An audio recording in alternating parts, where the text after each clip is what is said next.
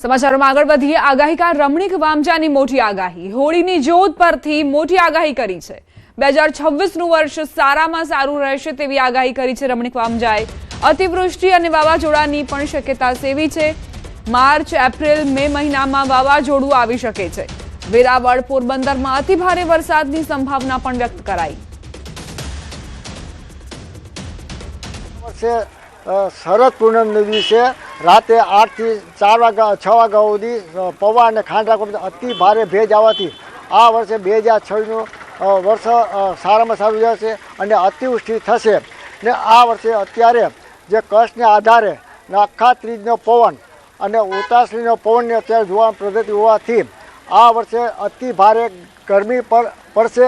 August મહિનાની અંદર હજી પણ સૂર્યગ્રહણ ચંદ્રગ્રહણ આવે છે, એ પણ ભારે હોય છે, એટલે ત્યારે ખેડૂત માટે અતિ ભારે ગરમી પડશે। અને આ વર્ષે અખાતીને છે રોહિણી નક્ષત્રે અતિ ગરમી પડશે અને ભાદરવા સુદને છઠને દિવસે અનુરાધા નક્ષત્ર છે, એટલે વર્ષ સારું જશે। ભાદરવા વધ અને હાથિયા નક્ષત્ર બેસે તે હાથિયા નક્ષત્રની અંદર પાછત્ર વરસાદ સારા થશે, ગાજવી સાથે પાક પાણીમાં પણ નુકસાન થશે। યુદ્ધમાં ફસાયેલા ગુજરાતીઓ મામલે નિવેદન, નાયબ મુખ્યમંત્રી હર્ષ સંઘવીએ નિવેદન આપ્યું છે કે ફસાયેલા લોકોની મદદ સરકાર કરી રહી છે। ફસાયેલા તમામ લોકોને સલામત લાવવામાં આવશે। અત્યારે એતિહાદ એરવેઝમાં કેટલાક ફસાયેલા લોકો દિલ્હી એરપોર્ટ પર સહી સલામત લાવવામાં આવ્યા છે। બીજા ફસાયેલા લોકોને પણ લાવવામાં આવશે તેવી તેમણે વાત કરી છે।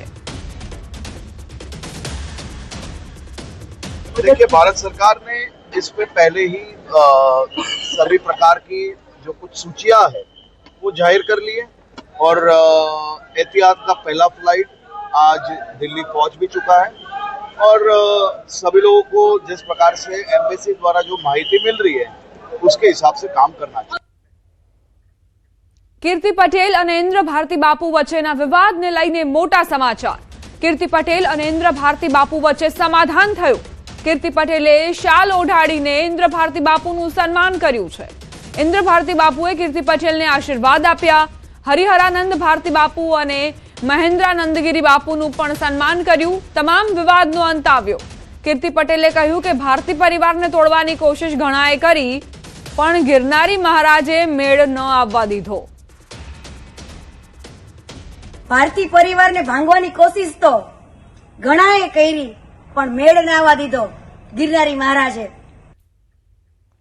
વડોદરામાં રફતારના રાક્ષસો બેફામ બન્યા છે। બેફામ બાઇક ચાલકે અકસ્માત સર્જ્યો। બાઇક ચાલકે અન્ય બાઇક સવારને અડફેટે લીધો। અન્ય વાહન ચાલકોના પણ જીવ જોખમમાં મૂક્યા। સમગ્ર ઘટના કેમેરામાં કેદ થઈ। વિડીયો વડસર બ્રિજ પરનો હોવાનું સામે આવ્યું છે। રફતારને લઈ શહેરમાં સતત વધી રહ્યા છે અકસ્માત। ટ્રાફિક પોલીસની નિષ્ક્રિયતાના કારણે નબીરાઓ બેફામ બન્યા છે।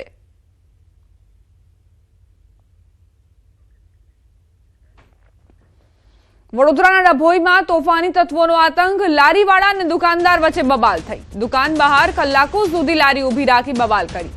દુકાનદારે વિરોધ કરતા લાકડીના ફટકા માર્યા। રેકડીવાળાએ લારી પરથી તીક્ષ્ણ હથિયાર લઈ હુમલાનો પ્રયાસ કર્યો। બંને વચ્ચે છૂટા હાથની મારામારી પણ થઈ। સ્થાનિક વેપારીઓએ વચ્ચે પડીને મામલો શાંત પાડ્યો। મારામારીની ઘટના કેમેરામાં કેદ થઈ છે। વડોદરાથી સમાચાર। હોળીની ઝાડથી આગ લાગી। એમજીવીસીએલનો સર્વિસ કેબલ આગની ઝપેટમાં આવ્યો। સંતોષનગર નવા બજાર વિસ્તારની ઘટના। રહેણાંક વિસ્તારમાં જીવતા સર્વિસ કેબલ હોળીની આગમાં લપેટાતા કેબલ તૂટી નીચે પડ્યો। કેબલ તૂટી નીચે પડતા નાસભાગ મચી ગઈ। તૂટેલા કેબલે દિવાળીની જેમ ફટાકડા ફૂટતા હોય તેવો માહોલ સર્જી દીધો। એમજીવીસીએલની ટીમે વીજ પુરવઠો બંધ કરતા લોકોએ હાશકારો અનુભવ્યો।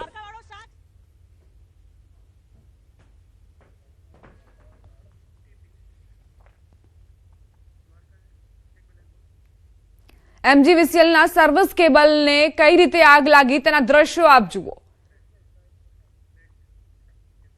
હોળીના પર્વ પર લાખોની સંખ્યામાં લોકો દ્વારકાધીશના દર્શનાર્થે જતા હોય છે। આ મંદિર સાથે લાખો લોકોની લાગણીઓ જોડાયેલી છે, તેથી જ લોકો મોટી સંખ્યામાં પહોંચતા હોય છે। લોકોની લાગણીઓને માન આપી તંત્રએ પણ સતત સુરક્ષા બંદોબસ્ત ગોઠવ્યો છે। લાખો ભક્તોના ધસારા વચ્ચે તંત્ર સજ્જ થઈને અગાઉથી જ તૈયારીઓ કરી છે। એટલું જ નહીં, હોળીનો પર્વ પૂર્ણ થયા બાદની પણ કામગીરી તંત્ર કરતું હોય છે। અમારી ટીમે દ્વારકા કલેક્ટર RM તન્ના સાથે વાતચીત કરી। તેમણે આ અંગે તંત્ર દ્વારા થતી તૈયારીઓ, તકેદારીઓ અંગે ચર્ચા કરી। દ્વારકાનો નાથ જેને બોલાવે તેની જ હાજરી અહીં ચોક્કસ છે, પરંતુ તમામ જ્યારે ભક્તો આવતા હોય, મોટી સંખ્યાની અંદર જ્યારે હોળીનો ઉત્સવ ઉજવાતો હોય, ફૂલડોલ મહોત્સવ જે વર્ષોથી દ્વારિકામાં યોજાય છે ને એમાં બી ગુજરાતના કૃષ્ણ મંદિરમાં હોળી સાથે ખાસ કરીને અનન્ય ભાવ જોડાયેલો હોય છે ભક્તોનો। મેનેજમેન્ટ પણ એ પ્રકારનું કરવું પડતું હોય છે ને આ મેનેજમેન્ટ સાથે સૌથી પહેલાં તંત્રની જે જવાબદારી છે, તૈયારીઓ છે, તે કહી શકાય કે 3-4 મહિનાથી શરૂ થઈ જાય છે। મારી સાથે અત્યારે જિલ્લા કલેક્ટર છે RM તન્ના સર, તેમની સાથે વાત કરીશું। તન્ના સર, જે પ્રકારે મેનેજમેન્ટ કરવું પડે 3 થી 4 મહિના પહેલાં જ અગાઉથી જ આ તૈયારીઓ શરૂ થઈ જતી હોય છે। વહીવટીતંત્ર માટે દર વખતે એના લર્નિંગ્સ મુજબ સ્પેશિયલ વહીવટીતંત્રની કોઈ વ્યવસ્થા નથી, પણ તંત્ર આ બધાની અંદર કોઓર્ડિનેટર તરીકેની ભૂમિકા ભજવે છે।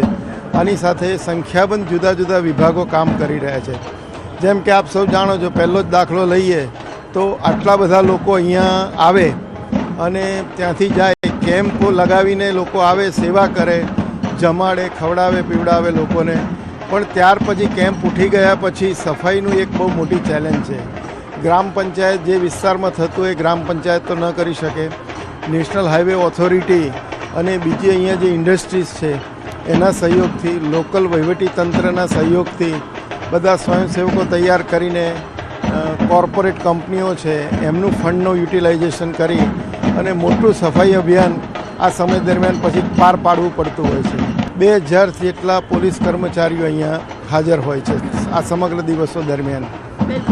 આટલા બધા મોટા પ્રમાણમાં લોકો આવતા હોય, સિનિયર સિટીઝન હોય, નાના બાળકો, લેડીઝ હોય, એટલે કોઈને મેડિકલ સર્વિસીસમાં અથવા તો કંઈ તકલીફ કે ઇમરજન્સી ઊભી થાય એટલા માટે મંદિરની આસપાસ પાર્કિંગના સ્થળો ઉપર વહીવટીતંત્ર તરફથી મેડિકલ ઓફિસરો અને બીજી આપણી જે જિલ્લાનું આરોગ્ય તંત્ર છે એની ટીમ અને દવાઓનો આપણે જથ્થો ઉપલબ્ધ રાખીએ છીએ।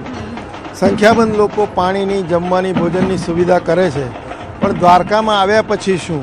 દ્વારકામાં આવ્યા પછી પણ લાઇનમાં ઊભા રહીને એમને 4-6 કલાક, 8 કલાક, 10 કલાક ગાળવા પડે। એ માટે આપણે પાણી પુરવઠાનું તંત્ર અને લોકોના સહયોગથી લોકોને પીવાના પાણીની વ્યવસ્થા પૂરી પાડીએ છીએ। નિર્વિઘ્નપણે આ યાત્રા લોકો સંપન્ન કરે છે। વહીવટીતંત્ર એના અનુભવથી અને લોકોની જરૂરિયાત ધ્યાને રાખી અને એક સંકલન અને સપોર્ટની વ્યવસ્થા કરે છે। આમાં સૌથી વધારે લોકોની સફળતા આ પદયાત્રા દરમિયાન લોકોની આસ્થા, શ્રદ્ધા અને એમની જે ધીરજ છે, ગમે એટલી તકલીફો વેઠીને પણ યાત્રા કરવાની, તંત્ર એને ધ્યાનમાં રાખીને જેટલું દર વર્ષે પોતાના લર્નિંગ ઉપરથી દર વર્ષે કંઈ ને કંઈ નવી વ્યવસ્થા ઊભી થાય, નાનો મોટો કંઈક લોકોને વધુ સુખાકારી રહે અને સરળતા રહે, એવો અમારો પ્રયત્ન હોય છે। બધાને અમે એ જ વિનંતી કરીએ છીએ કે દ્વારકાધીશ ખૂબ કૃપાળુ અને દયાળુ છે। સૌ પોતાની આસ્થા લઈને આવે, એની આસ્થા અહીંયા બધાની ભગવાન પૂરી કરે છે। શ્રદ્ધાથી આવે અને પોતે જે અત્યારે ધીરજ રાખી આટલો મોટો માનવ મહેરામણ હોય છે છતાં જે ડિસિપ્લિનના વેમાં અને ધીરજ રાખીને તંત્રની વ્યવસ્થામાં સહકાર આપે છે, એ જ રીતે સહકાર આવનારા સમયમાં પણ આપે। દ્વારકાધીશના મંદિરે જ્યારે કોઈ પણ વ્યક્તિ 1 પણ રૂપિયો વગર આવે છે ત્યારે ખરેખર તે દ્વારકાધીશના મંદિરે આવીને દર્શન કરીને જાય તે પ્રકારનું મેનેજમેન્ટ તંત્ર દ્વારા પણ છે। કેમેરા પર્સન પ્રકાશ સાથે દીપિકા ખુમાણ, ન્યૂઝ 18 ગુજરાતી, દ્વારિકા।